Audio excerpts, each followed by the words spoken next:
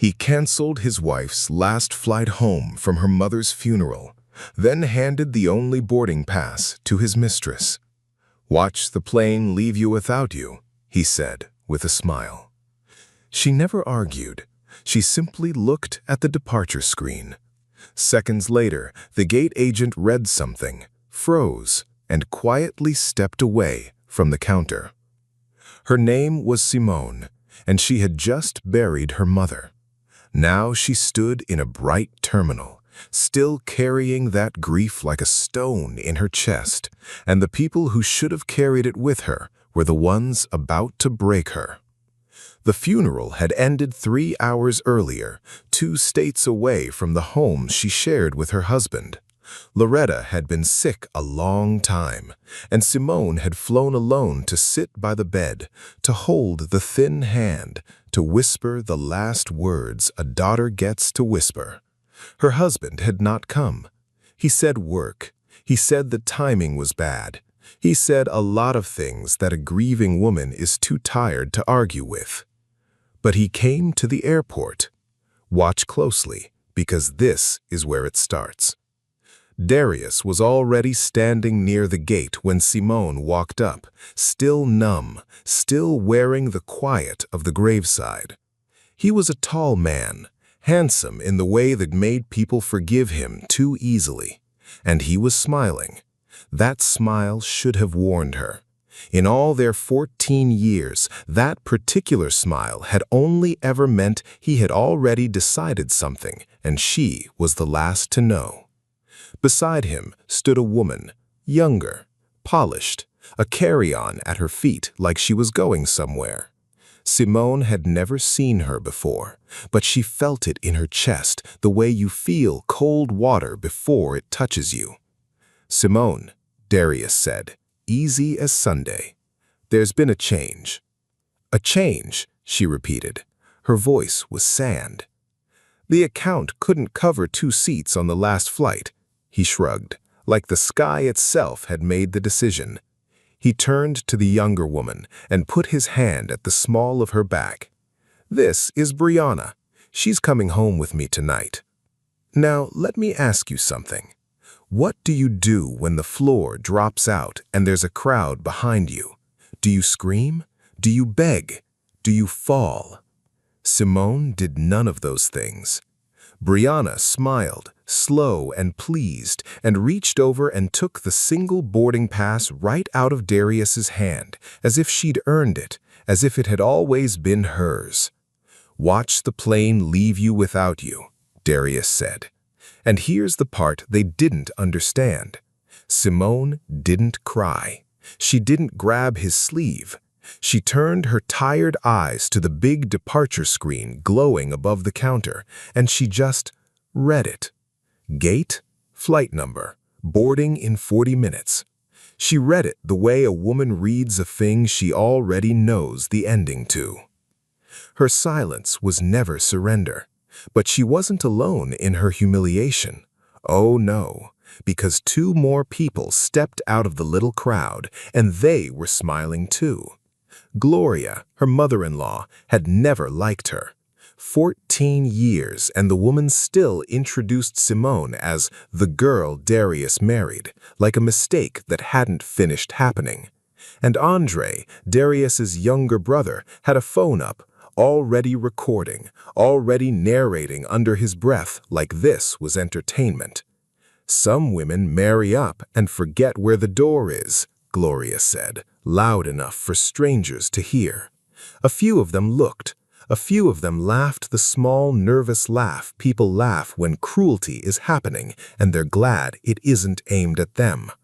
"Smile for the camera." Andre tilted his phone toward Simone's exhausted face. "This one's going everywhere." An older woman near the window seats looked away, ashamed for all of them.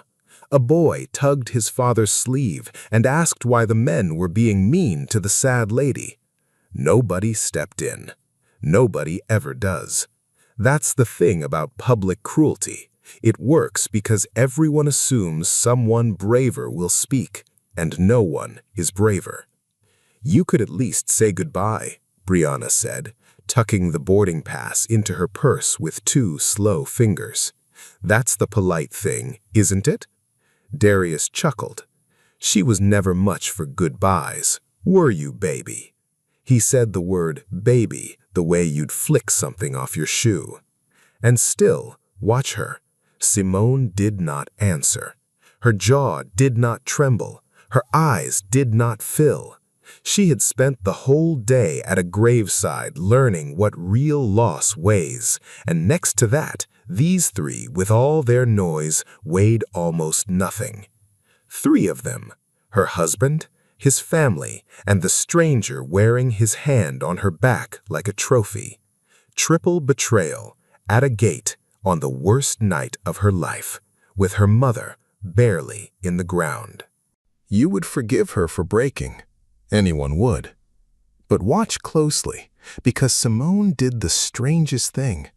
She reached up and touched something at her collarbone, a small brass pendant on a thin chain, the kind of thing you wouldn't look at twice. She held it for one breath, and then she walked, slow and steady, toward the counter where the gate agent stood. They thought they'd left her with nothing, I'll tell you now. But what happened next, no one at that gate saw coming. Let me take you back. Before the airport, before the smile, before the money. Because you cannot understand what Simone did that night until you understand where she came from. She grew up in a narrow house on a loud street, the kind of block where everybody knew your business, and half of them wanted to help, and half of them wanted to watch. Her mother, Loretta, worked 2 jobs. Mornings cleaning offices downtown, nights on her feet at a diner where the tips were thin and the hours were long. There was no father in the picture, not in any way that mattered. There was just Loretta and Simone, and a kitchen table with a wobbly leg. They didn't have much, but they had that table, and at that table, Loretta taught her daughter everything. She taught her how to stretch a small meal to feed a neighbor who knocked. She taught her that the loudest person in the room is usually the most afraid. She taught her that a woman's worth is not in what she shows, but in what she can carry without falling. And she taught her over and over, in 100 small ways, that patience is not the same thing as weakness. That some people wait because they have already lost, and some people wait because they are choosing the exact right moment to move. Simone was the second kind.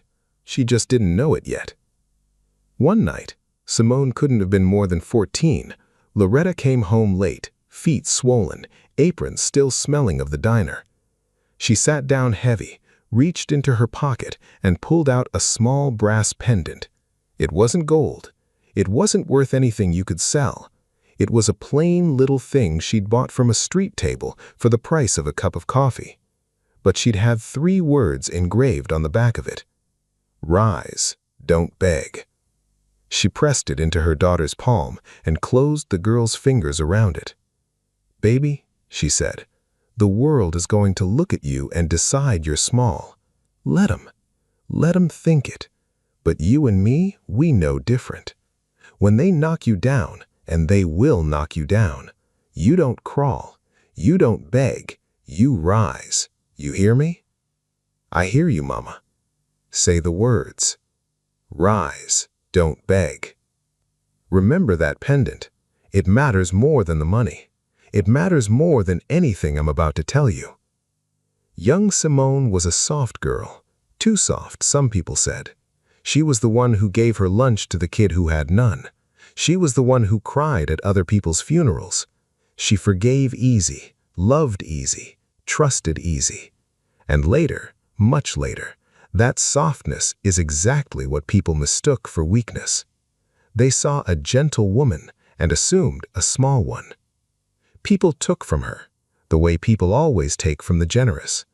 A cousin borrowed and never paid back. A friend used her name and left her the bill. Each time Loretta would watch her daughter absorb it without complaint, and each time she'd say the same thing. Baby, being kind don't mean being blind. You can love people and still count what they cost you. Simone learned to count quietly. She never let anyone see the ledger. but she kept one. But there was something else about that girl, something that didn't show. At night, when the street finally got quiet, Simone would sit at that wobbly table with a worn notebook, and she would draw routes, lines across a map, little planes and trucks and boxes moving from one city to another. She read about how goods traveled, how packages crossed a country, how the whole invisible machine of the world moved things from where they were made to where they were needed. She'd trace a delivery from a factory to a doorstep, and something in her lit up. "What you drawing, baby?" Loretta asked her once, looking over her shoulder at the tangle of lines. "How everything gets where it's going," Simone said. Loretta laughed, soft and warm. "You're gonna move the whole world one day." Nobody took the notebook seriously. A poor girl on a loud street sketching cargo routes by a bare bulb. Who was going to take that seriously?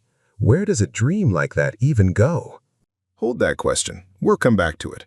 But first, let me tell you about the last time Simone saw her mother alive, because you should know what kind of grief she was carrying through that terminal. Loretta had been fading for weeks in a narrow hospital room. Simone had sat by that bed every night she could, holding the thin hand that had once held coins at a kitchen table. And on the last clear evening, when her mother surfaced from the fog for just a moment, Loretta looked at her grown daughter and smiled. "You still got it?" she whispered. "Dependent?" Simone drew it out from under her collar. "Every day, Mama." "Good." Loretta's eyes drifted toward the ceiling, toward something Simone couldn't see. "There's gonna come a day, baby. A hard one. A day they think they finally got you." She squeezed, weak but sure. "That's the day you show them who you always were. Not before. You wait for it. You'll know it when it comes." "How will I know?" "You'll feel it," her mother said, like the whole room holding its breath. Those were near the last real words Loretta spoke. 3 days later she was gone, and Simone flew home carrying a grief so heavy it should have crushed her. Carrying it straight into an airport where 3 people were waiting to prove her mother right. The whole room holding its breath. Remember that. You'll feel it too when we get there. Now, back to the present. Back to the cold bench near the gate where Simone sat alone after they'd walked away laughing. Because the story doesn't jump straight from the pendant to the reveal. That's not how breaking works. First, a person has to almost drown. Darius hadn't always been cruel. That's the part that hurts the most, and it's the part you need to understand, because a cartoon villain is easy to hate and easy to forget. A real one gets under your skin. When Simone met him, Darius was charming and ambitious and just a little afraid, though she didn't see the fear back then. He came from a family that talked a lot about status and never quite had the money to back it up. Gloria had raised her sons on the idea that the world owed them a certain kind of respect, and both boys grew up hungry for it and a little ashamed of how far they'd have to reach. Darius married Simone when they were both young and had nothing, and for a while that was fine. But somewhere along the way, he started borrowing. A little at first, then more. He bought the car that looked right, the watch that looked right, the lifestyle that made his mother proud at church and his brother jealous at dinner. And every year the hole underneath it got deeper, and every year he got better at hiding it. By the time we reached that airport, Darius was drowning in a debt so quiet that even Brianna didn't know the truth. He owed people who don't send polite letters, and the thing about a drowning man is this: he will grab whatever's nearest and push it under to lift himself up, even his wife. Especially his wife. Because here's what really scared him. Simone had always been the calm one, the capable one, the one who quietly solved things while he made noise. Over the years, without him ever noticing exactly when, her steadiness had started to feel like a mirror, and a drowning man cannot see himself clearly. Then Brianna arrived. She was ambitious in a colder way. She'd grown up watching her own mother get left with nothing, and she had promised herself she would never be the woman who ends up with nothing. So she looked at Darius, The car, the watch, the confident mouth, and she decided he was a ladder worth climbing. She fed him what he wanted to hear. Your wife holds you back. Your wife is beneath your family. A man like you deserves more. She didn't know the ladder was hollow. She didn't know the money was borrowed. She saw the costume and believed the man. That was her mistake, and it would cost her. And the family, Gloria and Andre, had been whispering divorce for a year. Clean the name, trade up, get rid of the quiet woman who never quite bowed low enough. They assumed Simone brought nothing to the marriage worth keeping. No money, no leverage, no way to fight back. She let them think it. She let all of them think it. Do you want to know when Simone first learned about Brianna? It wasn't a text, it wasn't a lipstick stain. It was smaller than that, and it cut deeper. It was a Tuesday, months before the funeral. Her mother had just taken a turn, and Simone had come home early, hollowed out, wanting nothing but her husband's arms.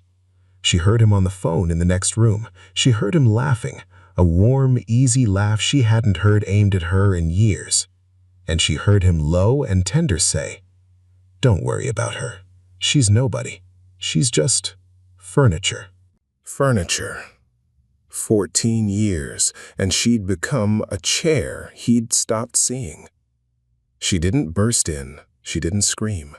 She stood in the hallway with her hand pressed over her own mouth so he wouldn't hear her breathing, and she let the words settle into her, like a stone dropped into deep water. And here is the thing you need to understand about a patient woman. She did not decide to forgive him. She did not decide to leave him. She decided to wait, to watch, to let him show her exactly who he was all the way to the bottom, so that when the moment came, there would be no doubt left in anyone's mind, least of all her own. She just didn't know the moment would come at a gate, with her mother 3 hours in the ground. So there she sat, on that cold airport bench, and for one long moment the lies almost won. Her phone was dead in her hand.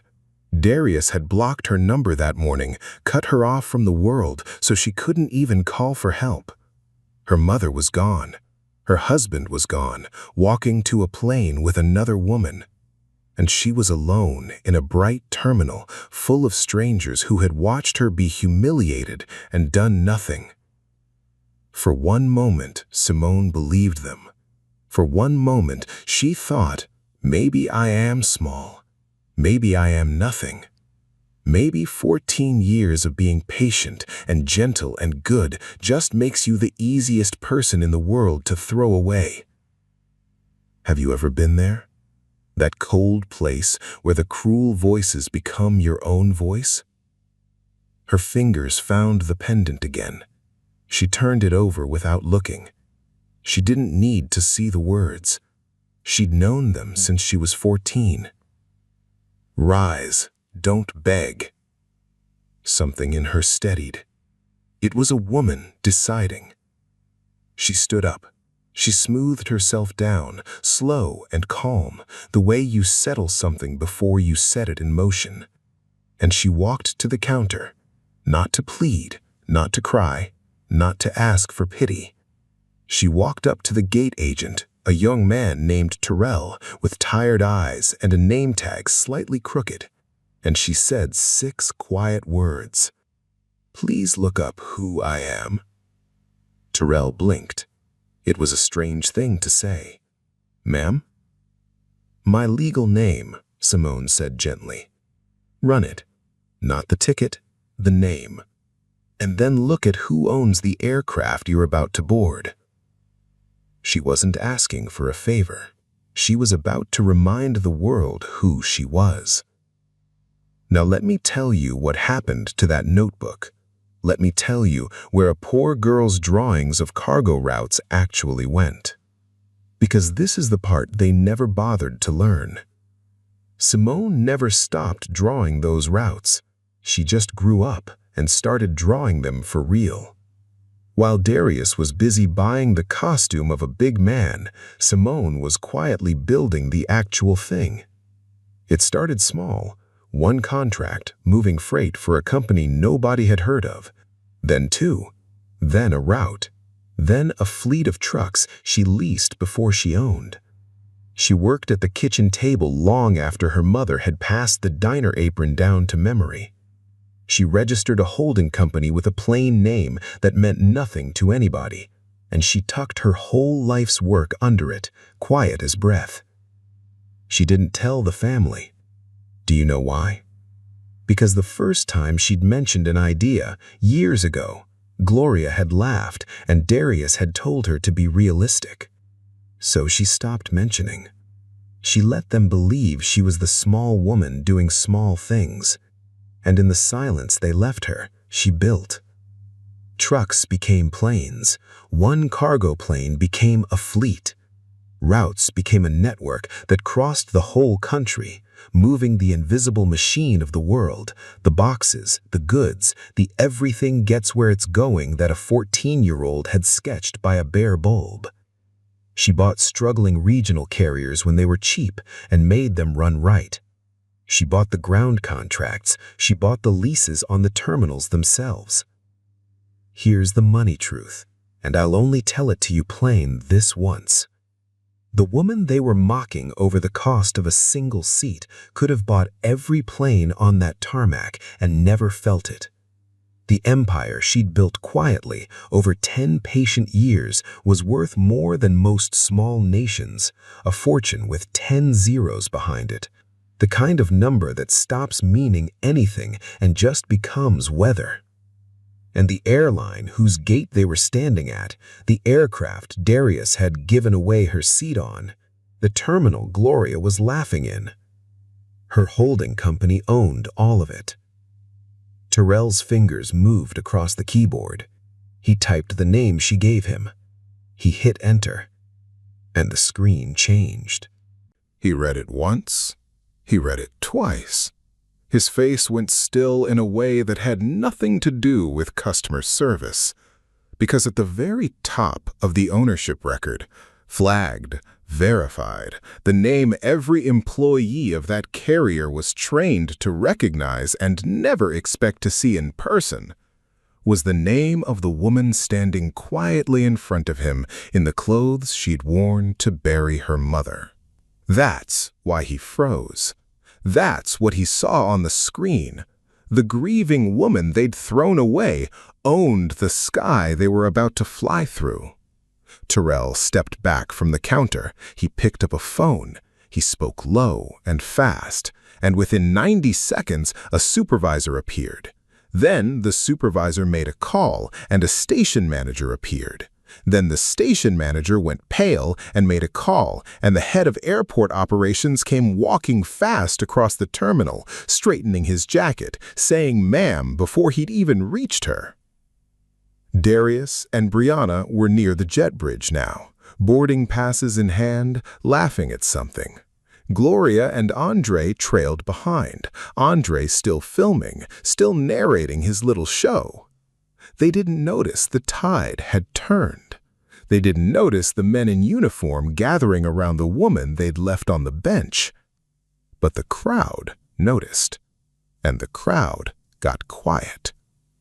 "Ma'am," the operations chief said to Simone, low and urgent, "I am so sorry. We had no idea you were traveling tonight. Whatever you need, anything at all." And that's when Darius turned around. Watch his face.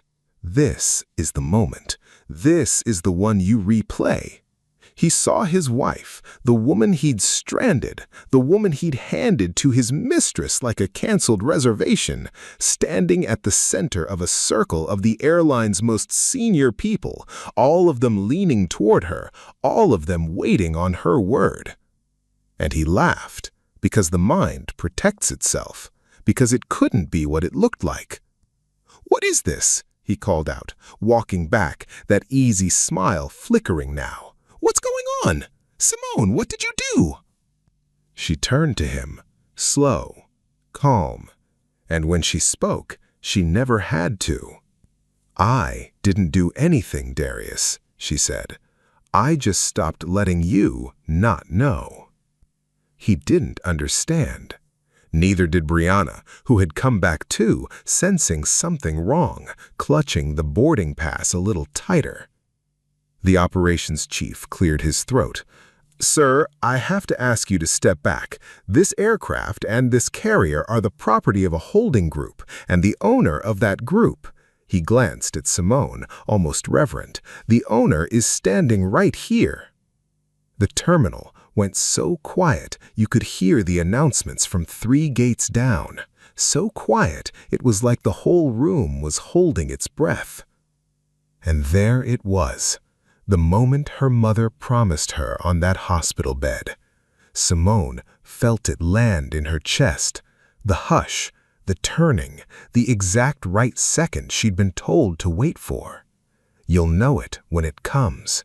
She knew it now. Andre's phone was still up, but his hand was shaking now, and the little narration had died in his throat. Darius's mouth opened and closed. No, that's not possible. Simone doesn't have that kind of money. She works from the kitchen table. She turned to his wife, and for the first time in 14 years, he really looked at her. "Who are you?" "I'm the woman you called furniture," Simone said quietly. The color left his face. He hadn't known she'd heard. He would spend a long time wondering what else she had heard, what else she had seen, how long she had known, never understanding that a patient woman sees everything and says nothing until the saying counts. Let me tell you about the reversal, because it was a quiet one, and the quiet ones are the ones that last. Brianna looked down at the boarding pass in her hand, the only seat, the prize she'd taken so smugly, and she understood all at once that she'd climbed a ladder that had nothing at the top. The money she'd smelled on Darius was borrowed. The real fortune, the staggering one, had been standing behind him the whole time in the shape of the woman she'd helped humiliate. Simone stepped toward her, held out one open hand. "Keep it," Simone said softly, nodding at the boarding pass. "It's the last thing of mine you'll ever hold." Brianna's face crumpled. She set the pass down on the counter like it had burned her. Then Simone turned to Darius, and here I want you to lean in, because a woman who has been silent for 14 years chooses her few words carefully. You didn't cancel my flight. You canceled yourself. He started to speak. She wasn't finished. Gloria pushed forward, her cruelty reaching for its old reliable weapon, her mouth already opening. "Now listen here, girl, you don't—" Simone looked at her mother-in-law. 14 years of the girl Darius married. 14 years of introductions like apologies. And she said, quiet as a closing door, "You filmed the wrong woman." And then the strangest, most beautiful thing happened. The phones that had been pointed at Simone all night, Andre's and the strangers who'd laughed, began one by one to turn toward Darius, toward Gloria, toward Brianna. The camera that was meant to record a woman's humiliation swung around and caught the faces of the people who'd caused it. In real time, the cruelty reversed. The show they'd made of her became a show of them. No screaming, no slap, no scene. Just a slow, silent turning of the light until the 3 of them stood exposed in it, blinking, small. The operations chief offered Simone his arm. "Ma'am, we have a private cabin ready whenever you'd like, or your own aircraft can be brought around if you prefer." "My own is fine," she said. Because of course it was. She owned those too. Now, you might think that's the end. The reveal landed, the crowd turned, the villains stood exposed. But cruelty doesn't just get exposed, it gets paid. Let me tell you what fell on them after that, because it fell hard and it fell fast. Darius went home that night to a life already cracking underneath him. When a man builds his whole self on borrowed money, all it takes is one person deciding to stop protecting him. And Simone, quietly, without a single cruel word, simply stopped protecting him. She had known about the debts for years. She had been the invisible hand that kept the worst of them at bay, quietly settling the frightening ones so the people he owed wouldn't come to their door. He never knew. He thought he was clever. He thought he was getting away with it. He never once wondered why the truly dangerous creditors had gone quiet, never guessed it was her small, patient wife standing between him and the flood. The morning after the airport, that hand lifted and the flood came. The car went first, then the watch, and the other watch, and the costume of a big man piece by piece. The people he owed, the ones who don't send polite letters, came looking, and there was no quiet wife anymore to stand between him and them. His credit collapsed like a tent in a storm. The lifestyle that made Gloria proud at church evaporated in a matter of weeks, and the whole congregation watched it go. He tried to reach Simone, of course. Once the ground opened under him, he remembered he had a wife. He called from a number she didn't recognize since she'd finally unblocked nothing and simply moved on.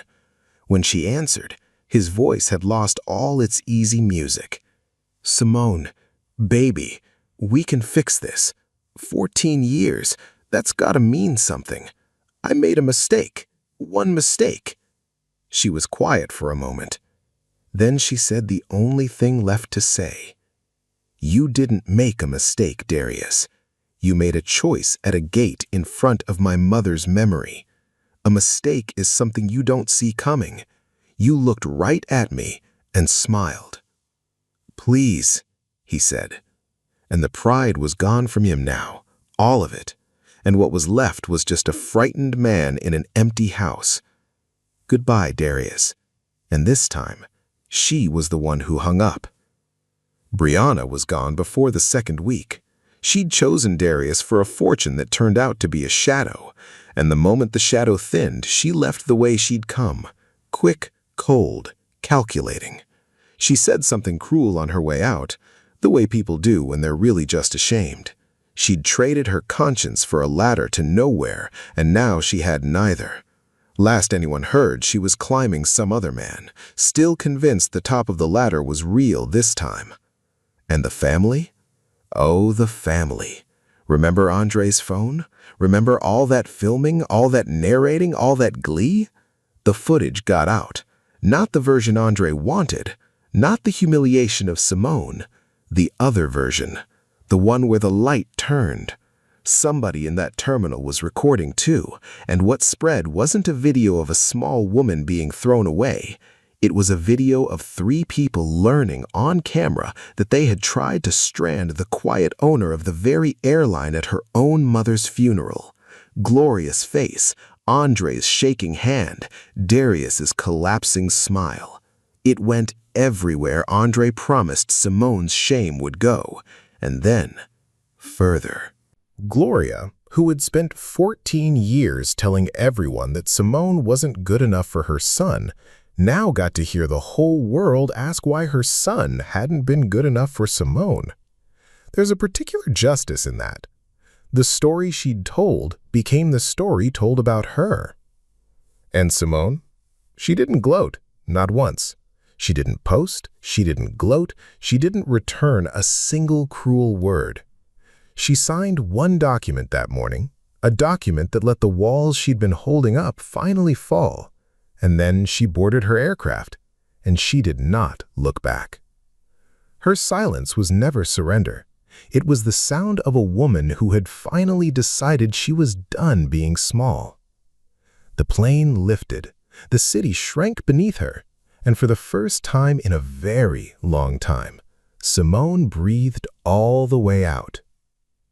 Let me bring you home now, gently, Because a story like this shouldn't end at the height of the fall. It should end where the healing starts. A week later, Simone drove out alone to the cemetery where Loretta was buried. It was a quiet afternoon, the kind of soft gray sky her mother used to love. She walked the row until she found the stone, still new, the earth still settling, and she knelt down in front of it. For a long moment, she didn't say anything. What do you say to the woman who taught you how to rise? She reached up and unclasped the thin chain from around her neck. She held the little brass pendant in her open palm, the plain thing worth a cup of coffee, the most valuable thing she owned. She turned it over and read the 3 words she'd read 10,000 times. Rise, don't beg. She set it on top of the headstone, just for a moment, just long enough to say it. I did, Mama. They knocked me down, and I didn't beg. I rose. Then she picked the pendant back up, because some things you carry, and she fastened it around her neck again where it belonged. She sat there a while and she told her mother the rest, the way you do, out loud, to someone who can't answer but somehow still hears. She told her about the notebook, about the roots, about the whole invisible machine of the world she'd built while nobody was looking. She told her the 14-year-old at the wobbly table had done exactly what her mother said she would. You told me I'd move the whole world one day, Simone said, and she laughed, wet-eyed. I didn't think you meant it literal. And here is what Simone did next, and this is the part I most want you to remember. She didn't spend her fortune buying back the costume Darius had loved. She didn't build a palace or chase revenge or wear her money like armor. Instead, she took a piece of it, a real piece, a life-changing piece, and she started something in her mother's name. A program for quiet, overlooked women. The ones raising children alone on loud streets. The ones working 2 jobs and sketching impossible dreams by bare bulbs. The ones the world looks at and decides are small. She gave them what Loretta had given her, not just money, though there was money and it changed real lives the way her mother had once said the right amount could change everything. She gave them the words. She had them engraved on a small brass pendant, plain and cheap and priceless, and she pressed one into every pair of hands. Rise, don't beg. Because Simone understood something that her husband, in all his borrowed grandeur, never did. Kindness isn't weakness. A gentle woman is not an empty one. The softest hands in the room are very often the ones holding the most power. They just don't need to show it to know it's there. She never became cruel. The betrayal didn't harden her. It clarified her. She stayed the girl who gave away her lunch. She just stopped letting the hungry mistake her for something they could take. The last time anyone saw Simone that season was she was sitting by a wide window in a quiet house that was finally entirely her own, watching the gray sky do what gray skies do. No husband who resented her, no family that mocked her, no stranger wearing her life like a costume. Just peace, the deep, earned kind, the kind that can only grow in the ground where cruelty used to stand. She was free, she was whole, and she was at last unbothered by every person who had ever mistaken her grief for weakness. Her silence was never surrender. It never had been. It was a fortune of its own, held quietly, spent only when it mattered, and it had always, always been worth more than they could count. So here's the truth I want you to carry out of this story, the one thing worth keeping when the rest fades. Never measure a person by how quietly they carry their pain. Never mistake gentleness for emptiness, or patience for weakness, or silence for surrender. The people the world decides are small are so often the ones holding the whole sky. Be kind to the quiet ones, and if you are the quiet one, rise. Don't beg. Rise. If Simone's silence taught you something tonight, don't keep it to yourself. Like this story so a woman who feels invisible right now knows her quiet is not her weakness, Subscribe for more stories where the underestimated rise. And tell me in the comments, the moment that gate agent froze, did you feel it coming? Watch the next one. Someone you know needs to hear it too.